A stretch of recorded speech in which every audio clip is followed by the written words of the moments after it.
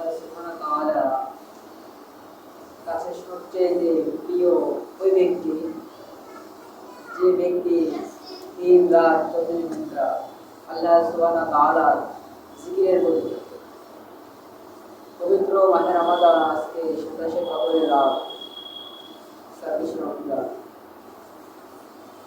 এই কারণে আমরা বেশি বেশি আল্লাহ জিকির আজকারের পরিধান আওলাদের রাসূল সাল্লাল্লাহু আলাইহি ওয়াসাল্লাম আল্লামা সাইয়্যিদ আবু শাহ মাদানী হাফিজুল্লাহ দামাত বারাকাতু আলিয়া প্রিয় মুর্শিদ শেখ পীরজাদা ইমাম রব্বানী দরবার শরীফ হুজুর সবসময় একটা কথা বলতেন। হুজুর বলতেন যে মানুষ যদি এই জিনিসটা মাথায় রাখে সে গুনাহের কাজ আর কোনো সময় করতে পারে না। এমন একটা ঘটনা আব্দুল কাদের জিলানী রাহমাতুল্লাহি বয়ান করছে এক মজলিসে। কি করছে? এক মজলিসে বয়ান করছে। তো হঠাৎ করে একটা বৃদ্ধ লোক আসলো এবং সে এসেই কেবলই বসলো আবার কেবলই কি চলে যাচ্ছে, মানে হাইস্ট 2 থেকে 3 মিনিট এসে বসলো আবার চলে যাচ্ছে। তো পাশ থেকে অপর একজন ব্যক্তি এসে জিজ্ঞেস করলো যে মুরাব্বি আপনি কি বায়ান নসিহত নিতে এসেছেন নাকি আপনি আমাদেরকে ডিস্টার্ব করতে এসেছেন? কি বলছে যে আপনি কি বায়ান নসিহত শুনতে এসেছেন নাকি আমাদেরকে ডিস্টার্ব করতে এসেছেন?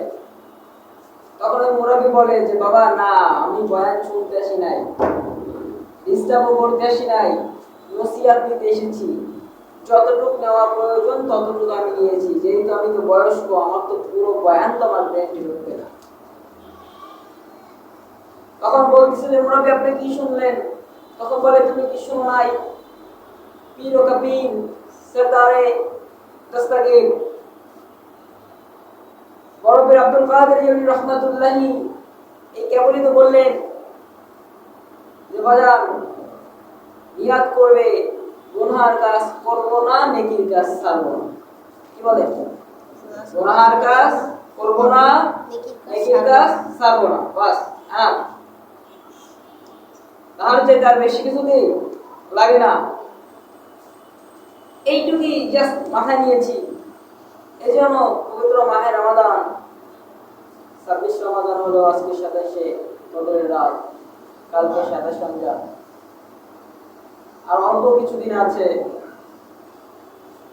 খুলনার মধ্যে আমরা আমাদের আল মাদানী আবিদি ওয়ার্ল্ড খুলনা শাখা নিয়েছি প্রিয় শায়েখের অনুমোদিত ভাবে। বিভিন্ন জায়গায় বিভিন্ন শাখা রয়েছে। সকলের কাছে আমাদের একটাই আহ্বান যে আপনারা সকলে আমাদের আল মাদানী আবিদি ওয়ার্ল্ডে সদস্য হয়ে দ্বীনের প্রচারের ক্ষেত্রে দ্বীনের কাজ করার জন্য যোগদান করবেন। বেশি আলোচনা করবো না, যেহেতু আরো রয়েছে, আরো অন্যান্য জায়গাও রয়েছে আজকে। আমার কথা হলো আল্লাহ সুবহানাহু ওয়া তাআলা বলতেছে যে তোমাদের মধ্যে সবচেয়ে উত্তম ওই ব্যক্তি যে ব্যক্তি আমি আল্লাহর প্রতি বেশি বেশি করে জিকির আজকার করে। এবং অন্য আয়াত আসছে ইয়া আইয়ুহাল্লাযীনা আমানু আশাদ্দু হুব্বান লিল্লাহ,